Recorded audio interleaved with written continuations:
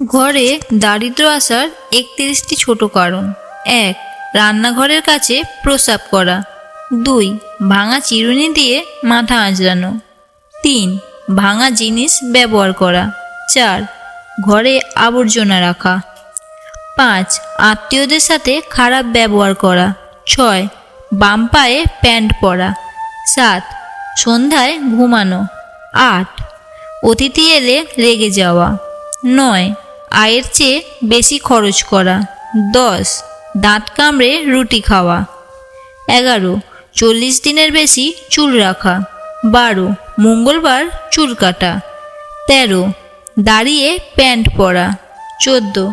ছেঁড়া কাপড় পরা। ১৫. সকালে সূর্য ওঠা পর্যন্ত ঘুমানো। ১৬. গাছের নিচে প্রস্রাব করা। ১৭. পিতামাতার সেবা না করা। ১৮. উল্টো ঘুমানো। ১৯. শ্মশানে হাসাহাসি করা। ২০. রাতে পানীয় জল খোলা রাখা।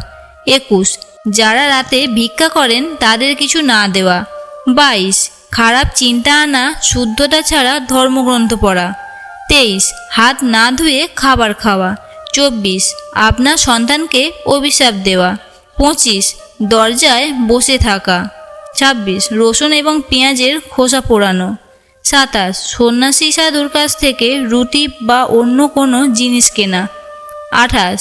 ফু দিয়ে প্রদীপ নিভিয়ে দেওয়া। ২৯. ঈশ্বরকে ধন্যবাদ না দিয়ে খাবার খাওয়া। ৩০. ভুল শপথ করা।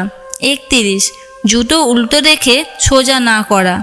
বন্ধুরা, ভিডিওটি যদি ভালো লেগে থাকে তাহলে আমাদের চ্যানেলটি সাবস্ক্রাইব করুন, ভিডিওটি লাইক ও শেয়ার করুন। ধন্যবাদ। আপনাদের দিনটি শুভ হোক।